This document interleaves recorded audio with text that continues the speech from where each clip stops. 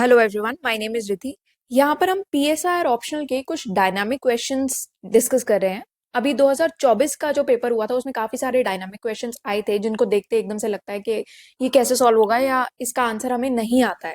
तो जिनका आंसर नहीं आता उनको कैसे सॉल्व करना है वो हम इन लेक्चर सीरीज में देखेंगे। तो पीएसआई और ऑप्शनल का 2024 का पेपर 1 का ये क्वेश्चन हमने लिया है। इस तरीके के क्वेश्चन कैसे आंसर करने हैं वो देखेंगे। क्वेश्चन ये है, relative deprivation is a major source of ethnic conflict, elaborate the statement with relevant example. अब यहाँ पर जो अप्रोचेस मैं आपको बताऊंगी उन अप्रोचेस में कुछ पॉइंटर्स लिखे हुए हैं। वो पॉइंटर्स ऐसे हैं जो कि जब हम एग्जाम टाइम में क्वेश्चन एकदम से सामने आता है और हम सोचने लगते हैं तो पहली बार में जो चीजें, जो सिंपल पॉइंटर्स हमारे माइंड में आएंगे डे टू डे चीजों को देखते हुए, वही लिखे हैं। अदरवाइज जब भी आप प्रिपेयर करते हो तो आपको प्रीवियस ईयर क्वेश्चंस के हिसाब से प्रॉपर प्रिपेयर करना पड़ेगा।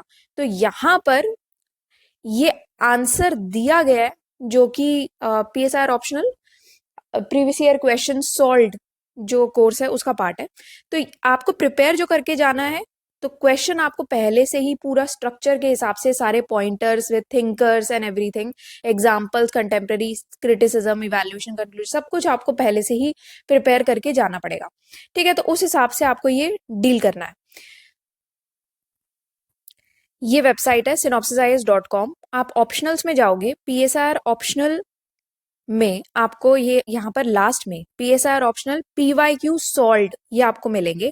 तो यहाँ से आप ये देख सकते हो इसमें आंसर राइटिंग कैसे करनी है, पीवाईक्यूज के सॉल्यूशंस के साथ आपको यहाँ पर मिल जाएगा। तो हम बेसिकली वो अप्रोच डिस्कस कर रहे हैं कि अगर हमें क्वेश्चन का आंसर नहीं पता या एकदम से देख के थोड़ा सा दिमाग घूम जाता है कि इसको कैसे आंसर करना है, तो उसको आपको डील कैसे करना है। दो तरीके की अप्रोच हम यहाँ पर डील करेंगे। पहली अप्रोच है जिसमें आपको प्राइमरी थीम लेनी है रिलेटिव डेप्रिवेशन। देखो, अब यहाँ पर एक चीज है जो आपको थोड़ा सा देखनी है। जब भी इस तरीके का क्वेश्चन आता है, थोड़ा सा लंबा क्वेश्चन है या थोड़ा सा कंफ्यूजिंग क्वेश्चन है, उस क्वेश्चन को तोड़ तोड़ के समझने की कोशिश करते हैं। तो पूछा गया है कि रिलेटिव डेप्रिवेशन मेजर सोर्स है एथनिक कॉन्फ्लिक्ट का। ठीक है, और इसमें आपको रेलेवेंट एग्जाम्पल्स के साथ ये स्टेटमेंट को इलैबोरेट करना है। तो पहली थीम क्या हो गई, रिलेटिव डेप्रिवेशन के बारे में पूछा गया। तो ये हो गया पॉइंटर नंबर 1। मेजर सोर्स है एथनिक कॉन्फ्लिक्ट का, तो सोर्स ऑफ एथनिक कॉन्फ्लिक्ट, इसके बारे में दूसरी बात करनी है। तो ये आपका पॉइंटर नंबर 2 हो गया। और एग्जाम्पल्स अब एंड में देखेंगे क्योंकि एग्जाम्पल्स एनीवेज ऐड करने किए जा सकते हैं। आप इंडिया के ले सकते हो, बाहर के ले सकते हो। एग्जाम्पल्स को हम थोड़ा सा एंड में रखते हैं। ठीक है, चलो ठीक है। अब हम क्या करेंगे, जो अप्रोच 1 है, पहली अप्रोच हम ये लेंगे जहां पर हम रिलेटिव डेप्रिवेशन को प्राइमरी थीम बनाएंगे और सेकेंडरी थीम हमारी होगी सोर्सेज ऑफ एथनिक कॉन्फ्लिक्ट। ठीक है, अब यहां पर हमें क्या करना है, रिलेटिव डेप्रिवेशन का क्या रोल है एथनिक कॉन्फ्लिक्ट के सोर्सेज में। ठीक है, तो यहां पर आपका आएगा, सबसे पहले आप रिलेटिव डेप्रिवेशन के जितने भी सोर्सेज आपको समझ में आते हैं वो आप यहां पर लिख लोगे। जैसे कि यहाँ पर ये दिया गया कि रिलेटिव डेप्रिवेशन के आप सोचो क्या क्या सोर्स हो सकते हैं। रिलेटिव डेप्रिवेशन का मतलब होता है कि एक पर्सन को थोड़ा सा ज्यादा मिल गया है, अगर हमें ये फील होता है कि हम थोड़े से डिप्राइव्ड है उसी सेम चीज के लिए और दूसरे पर्सन को ज्यादा मिल गया है, तो वो होता है कि एक रिलेटिव डेप्रिवेशन हो गया, रिलेटिवली आपको डिप्राइव कर दिया गया है, उस सेंस में आप लेके चलो इसको। तो यहाँ पर क्या है कि एक मोटिवेटर होता है सोशल चेंज का, फिर होता है कि पॉलिटिकल एक्शन के लिए एक ट्रिगर होता है, सोशल कॉन्फ्लिक्ट का कॉज होता है, वगैरह वगैरह, ये बहुत सारे दिए गए हैं। तो यहाँ पर मैं आपको अभी दो चार समझाती हूँ कि कैसे हो सकता है। अगर मान लो मैं कहती हूँ आपको ये मुझे पता है, रिलेटिव डेप्रिवेशन मुझे पता है, और मेरे को ये नहीं पता कि सोर्सेज ऑफ एथनिक कॉन्फ्लिक्ट मेरे को पता ही नहीं है, मुझे सिर्फ ये पता है कि रिलेटिव डेप्रिवेशन क्या होता है। मैं उसी को आइडिया लगा के चल रही हूँ, तो मैंने ये देखा कि रिलेटिव डेप्रिवेशन होता है तो सोशल चेंज लेकर के आता है। तो जैसे कि अब ये एथनिक कॉन्फ्लिक्ट के साथ आप इसको कैसे रिलेट कर सकते हो कि देखो, जब एथनिक ग्रुप्स होते हैं वो रिफॉर्म्स के लिए मोबिलाइज करते हैं, जब उनको लगता है कि हमें डिप्राइव किया जा रहा है as compare to others, equality मांगते हैं रिसोर्सेज, राइट्स और अपॉर्चुनिटीज में। एग्जाम्पल आप एंड में दे देना ये यूएस सिविल राइट्स मूवमेंट का, कि अफ्रीकन अमेरिकन ने सिविल राइट्स डिमांड की थी, इक्वालिटी डिमांड की थी इकोनॉमिक एंड सोशल डेप्रिवेशन के बाद। तो ये अब क्या हुआ, इससे सोशल चेंज लेकर के आया ना, रिलेटिव डेप्रिवेशन, तो ये एथनिक कॉन्फ्लिक्ट का इस तरीके से एक सोर्स बनता है। ठीक है, अब यहाँ पर पॉलिटिकल एक्शन के लिए एक ट्रिगर होता है ये रिलेटिव डेप्रिवेशन, कि पॉलिटिकल मूवमेंट्स और रिबेलियंस होते हैं वो एमर्ज ही तभी होते हैं जब एथनिक ग्रुप्स को ये फील होता है कि हमें पॉलिटिकली एक्सक्लूड किया जा रहा है या फिर हमें ठीक से रिप्रेजेंट नहीं किया जा रहा एज कंपेयर टू अदर, तो हम डिप्राइव्ड हैं। तो इस वजह से रिलेटिव डेप्रिवेशन आप यहाँ से ऐसे लिंक कर सकते हो। फिर मुझे पता है कि ये सोशल कॉन्फ्लिक्ट का एक कॉज है, तो अब आप क्या बोलोगे कि सोशल कॉन्फ्लिक्ट का कॉज अगर ये है तो इसका मतलब है कि कहीं तो अनइक्वल ट्रीटमेंट हो रहा है या फिर डिस्क्रिमिनेशन हो रहा है, जिससे कि लोगों के मन में थोड़ी सी ऐसी भावना आती है कि अरे हमारे साथ गलत हो रहा है, या फिर कन्फ्लिक्ट बनता है एथनिक ग्रुप्स के बीच में। यहाँ पर आप ये एग्जांपल्स देखते जाना। फिर इंडिविजुअल एम्बिशन का ये एक ड्राइवर है, मतलब कि इंडिविजुअल्स जो होते हैं, जो मार्जिनलाइज एथनिक ग्रुप से आते हैं, वो पर्सनल सक्सेस के पीछे भागते हैं, जो कि एक डोमिनेंट ग्रुप के प्रिविलेजेस को चैलेंज करता है। तो यहाँ पर ये चीज आप बता सकते हो।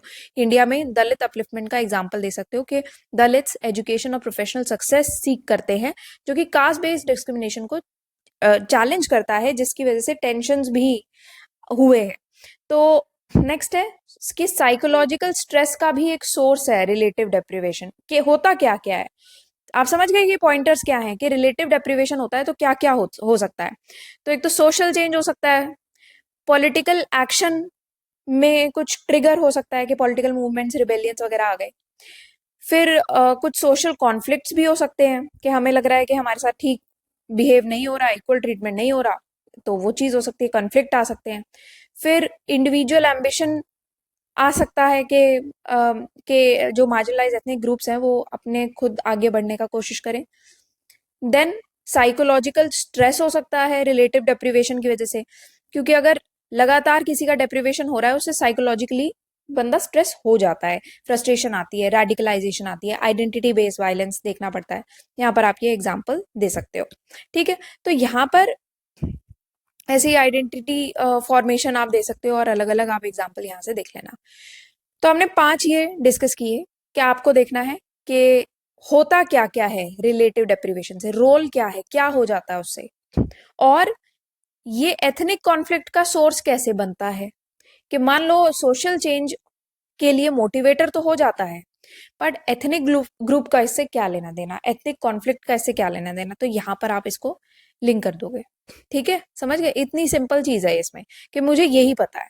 तो ये आपकी हो गई अप्रोच 1, जब मुझे सिर्फ रिलेटिव डेप्रिवेशन के बारे में पता है। अब मान लो, जो कि ज्यादातर लोग जिससे रिलेट करेंगे, मान लो मुझे ये पता ही नहीं है कि रिलेटिव डेप्रिवेशन क्या होता है या फिर इससे कैसे डील करना है। मुझे सिर्फ ये पता है कि major sources of ethnic conflict क्या है। मैं एथनिक कॉन्फ्लिक्ट के बारे में सोच सकती हूँ कि होता क्या है, क्या चीजें होती हैं जिसकी वजह से एथनिक कॉन्फ्लिक्ट्स हो जाते हैं। ठीक है, तो ये अप्रोच 2 होगी, जिसमें हम प्राइमरी थीम रखेंगे कि सोर्सेज ऑफ एथनिक कॉन्फ्लिक्ट क्या है, सेकेंडरी थीम रिलेटिव डेप्रिवेशन रहेगा। चलो, तो अब एथनिक कॉन्फ्लिक्ट किस वजह से होता है, ये सारी चीजें हमें सोचनी है। तो एक तो पुराने टाइम से जो ग्रीवियंसेस चली आ रही है या रिजेंटमेंट चली आ रही है उसकी वजह से हो रहा है, जैसे कि यहाँ पर, और के रिलेटिव डेप्रिवेशन इंटेंसिफाई हो जाता है उससे, कि बहुत टाइम से एथनिक ग्रुप्स जो है कुछ ना कुछ जैसे चीजें झेलते आ रहे हैं, जिसकी वजह से लोगों के मन में आता है कि अरे हम तो इस चीज से डिप्राइव्ड हैं, हिस्टोरिकल लॉसेस हम फील करते हैं उसकी वजह से, और ये करते हैं फील के थोड़ा सा हमारे साथ अनजस्ट हुआ है एज कम्पेयर टू अदर्स, क्योंकि दूसरों का फायदा ज्यादा हुआ है। यहाँ पर आप एग्जांपल दे सकते हो पार्टीशन ऑफ इंडिया का, 1947 में अनइक्वल डिस्ट्रीब्यूशन ऑफ रिसोर्सेज हुआ था, लोगों के घर, लॉस ऑफ लाइवलीहुड देखने को मिला था, जिससे कि एथनिक टेंशन चलता आ रहा है हिंदूज, मुस्लिम, सिख्स के बीच में।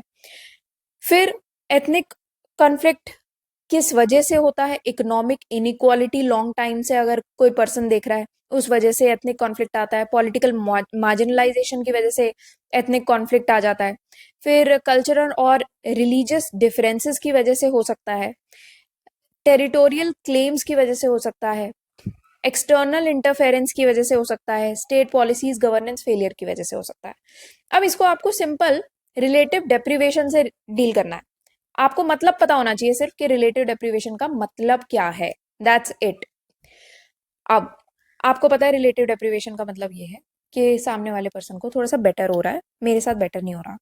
तो अगर मैं मानती हूँ कि एथनिक कॉन्फ्लिक्ट होता इस वजह से है कि इन इकोनॉमिक इनइक्वालिटी मेरे को देखनी पड़ी, इस वजह से एथनिक कॉन्फ्लिक्ट आया। जब मुझे लगा कि मेरे साथ थोड़ा सा ठीक नहीं हुआ, इकोनॉमिकली मुझे इनइक्वालिटी देखने मिली है। तो अब यहाँ पर मुझे ये किस वे में फील होगा कि मैं रिलेटिवली डिप्राइव्ड हूँ, कि मान लो मेरे साथ मुझे अच्छी इकोनॉमिक अपॉर्चुनिटीज नहीं मिली है, ठीक है, वेल्थ डिस्ट्रीब्यूशन मुझे लगता है कि ठीक नहीं हुआ, जिसकी वजह से फ्रस्ट्रेशंस होंगी और इसी इशू को रिड्रेस करने की डिमांड्स आएंगी। साउथ अफ्रीका अपार्थाइड पॉलिसी का आप यहाँ पर बात कर सकते हो। फिर पॉलिटिकल मार्जिनलाइजेशन, जिसमें अगर पॉलिटिकल मार्जिनलाइजेशन एक सोर्स है एथनिक कॉन्फ्लिक्ट का, ठीक है, कि यहाँ से एथनिक कॉन्फ्लिक्ट आता है, तो इसका क्या मतलब हुआ कि आप बताओगे कि किस वजह से आपको फील होगा कि अरे मैं मार्जिनलाइज हूँ, कि मुझे पॉलिटिकल पावर से एक्सक्लूड कर दिया गया है कुछ ग्रुप्स को, जिससे कि मुझे लगता है कि मुझे अपने अधिकार नहीं दिए गए, रिप्रेजेंटेशन नहीं दी गई, और उससे क्या होगा, रिजेंटमेंट आएगा मेरे अंदर, रिबेलियन आएगा। तो क्या हो रहा है कि सभी को अपने अपने अधिकार मिल रहे हैं, सभी को रिप्रेजेंटेशन हो रहा है, बट मेरा नहीं हो रहा रिप्रेजेंटेशन, तो मुझे क्या होगा, मैं मार्जिनलाइज्ड हूँ, मैं डिप्राइव्ड हूँ। श्रीलंकन सिविल वॉर का आप यहाँ पर एग्जाम्पल दे सकते हो। कल्चरल एंड रिलीजियस डिफरेंसेस की वजह से होता है एथनिक कॉन्फ्लिक्ट। तो यहाँ पर क्या होता है, रिलेटिव डेप्रिवेशन हमें फील हो सकता है जब एक ग्रुप को अपना कल्चर और रिलीजन परसीव करने की पूरी पूरी फ्रीडम होती है, एंड दूसरे के कल्चर और रिलीजन को अंडर वैल्यू किया जाता है। यहाँ पर रोहिंग्या क्राइसिस म्यांमार का एग्जांपल आप दे सकते हो। टेरिटोरियल क्लेम्स के एथनिक ग्रुप्स फील करते हैं डिप्राइव जब जो उनकी आइडेंटिटी या लाइवलीहुड है उसको छीन लिया जाता है, दूसरे लोग उसको कंट्रोल कर लेते हैं, जिससे कि कॉन्फ्लिक्ट बढ़ सकता है, जैसे कि इजराइल पैलेस्टीनियन कॉन्फ्लिक्ट के बारे में आप यहाँ पर बात कर सकते हो। एक्सटर्नल इंटरफेरेंस, जहाँ पर फॉरेन इंटरवेंशंस रिलेटिव डेप्रिवेशन आपको फील करा सकती है जब एक ग्रुप को ज्यादा फेवर किया जाता है दूसरे ग्रुप के ऊपर। स्टेट पॉलिसीज गवर्नेंस फेलियर के बारे में आप बता सकते हो कि ऐसी कुछ पॉलिसीज आ जाती है जो एक ग्रुप को दूसरे ग्रुप से ज्यादा फेवर कर रही होती है, जिससे कि रिलेटिव डेप्रिवेशन फील हो सकता है, मिसट्रस्ट आ सकता है, डिसएडवांटेज ग्रुप रिबेलियन हो सकते हैं। यहाँ पर आप रवांडा का एग्जाम्पल दे सकते हो। तो ये देखो, आपको यहाँ पर मुझे नहीं पता था कि रिलेटिव डेप्रिवेशन क्या है, बट मुझे ये तो पता है कि एथनिक कॉन्फ्लिक्ट का सोर्स क्या है, कि बहुत टाइम से चली आ रही हिस्टोरिकल ग्रीवेंसेस मैं झेल रही हूँ, उसकी वजह से एथनिक कॉन्फ्लिक्ट होगा। उसकी वजह से मुझे फील क्या होगा कि यार रिलेटिवली डिप्राइव्ड मैं कैसे फील करूंगी, कि मेरे साथ तो बहुत टाइम से बुरा होता आ रहा है। तो वो क्या है, रिलेटिव डिप्रिवेशन का सोर्स है। कब से बुरा होता आ रहा है, एग्जाम्पल मैं दे दूंगी, पार्टीशन ऑफ इंडिया से बुरा होता आ रहा है यार। तो ये आप एग्जाम्पल ऐसे बना भी सकते हो, आसपास आप देखो, बना सकते हो आप एग्जाम्पल। तो ये आपकी अप्रोच 2 है। आइडियल अप्रोच क्या है कि आप पहले से ही प्रीवियस ईयर क्वेश्चंस प्रिपेयर करके जाओ, क्योंकि क्वेश्चन अगर मान लो वर्ड टू वर्ड रिपीट नहीं होगा तो टॉपिक या थीम तो रिपीट हो जाएगी। जैसे बहुत, जब मैंने पेपर 1 और पेपर 2 पीएसआर का डिस्कस किया था, तो पेपर 2 के टाइम पे कुछ कमेंट्स आए थे वीडियो में कि आपने तो ऐसे दिखाया है जैसे कि सारे क्वेश्चंस आपके प्रीवियस ईयर क्वेश्चन से रिपीट हुए हैं, जबकि ऐसा नहीं है। तो वहां पर भी मैंने इसी वे में ही बताया था, ये मैंने कभी नहीं बोला कि डायरेक्टली रिपीट हो गए हैं प्रीवियस ईयर क्वेश्चन से। मैंने ये बोला है कि ये प्रीवियस ईयर क्वेश्चंस के बेसिस पर सॉल्व हो सकते हैं। कैसे हो सकते हैं, वही चीज अब हम लोग ये आंसर राइटिंग में बता रहे हैं, क्योंकि पहले ये नहीं था, क्योंकि एक आइडिया भी नहीं लगता, और इतना मतलब लेंदी है ये कोर्स भी, पीएसआर पूरा कंप्लीट कराने का भी था, एंड सॉल्व बुकलेट भी करने में काफी टाइम लग जाता है, कि सारे 40 से 45 साल के प्रीवियस ईयर क्वेश्चन के सॉल्यूशन बनाने में काफी टाइम जाता है, काफी रिसर्च भी जाती है।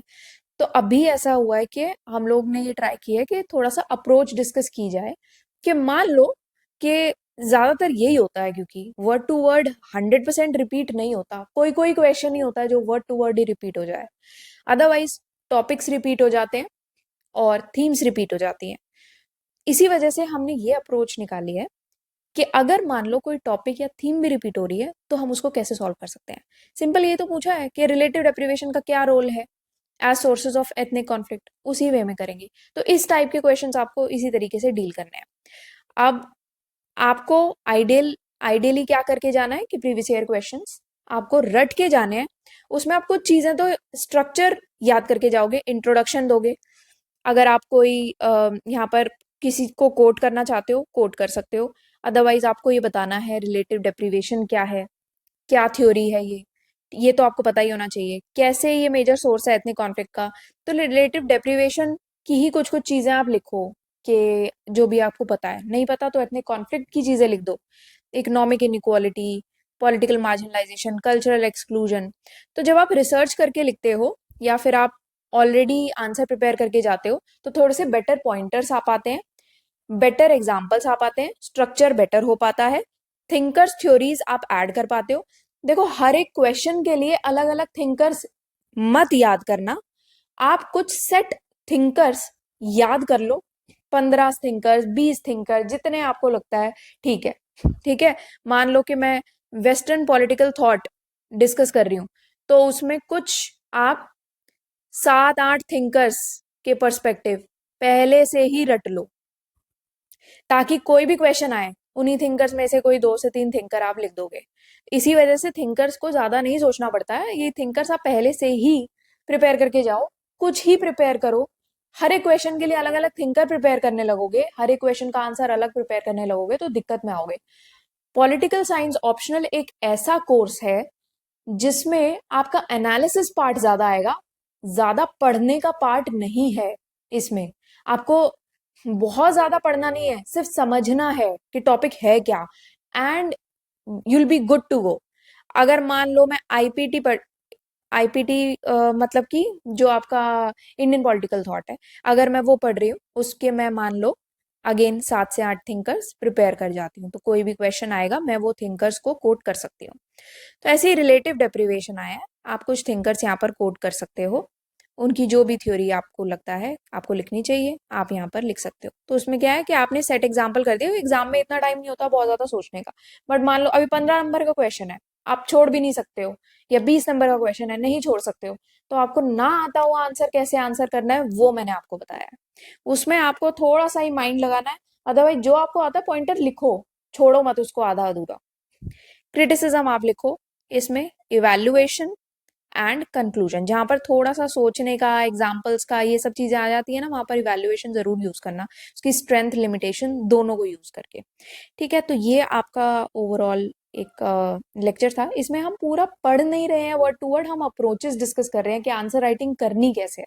और कोई क्वेश्चन हो या कोई भी इशू हो आपको समझने में या कुछ भी पूछना हो तो वो आप कमेंट सेक्शन में लिख के पूछ सकते हो। कोर्स की डिटेल्स मैंने आपको ऑलरेडी बता दिया, वेबसाइट विजिट कर सकते हो। अगर आप कहीं और से प्रिपेयर कर रहे हो, आपके नोट्स में previous year questions already included है, then stick to those notes. यहाँ पर मैं ऑलरेडी आपको आंसर राइटिंग की टेक्निक्स बता रही हूँ, बस ये लेक्चर्स फॉलो आप कर सकते हो। एंड जहां से भी आप प्रिपेयर कर रहे हो प्रीवियस ईयर क्वेश्चंस आप वहां से जरूर प्रिपेयर करो। और अगर आपके नोट्स में प्रीवियस ईयर क्वेश्चंस नहीं है, उन नोट्स को फाड़ के फेंक दो, उसका कोई फायदा नहीं है, क्योंकि प्रीवियस ईयर क्वेश्चन तो करके ही जाने हैं, चाहे कुछ भी हो जाए। प्लीज प्रीवियस ईयर क्वेश्चंस तो आपको करने पड़ेंगे, चाहे यहाँ से करो चाहे कहीं और से करो, बिकॉज थीम्स टॉपिक्स वो रेपिटेटिव है नेचर में, और वो आपको पहले से ही प्रिपेयर करके जाने पड़ेंगे। रटरटाई चीजें लेके चले जाओगे तो थोड़ा सा बेटर परफॉर्म कर पाओगे, अदरवाइज माइंड नहीं काम करेगा एकदम से एग्जाम में। So that's all for today, and thank you for watching this lecture.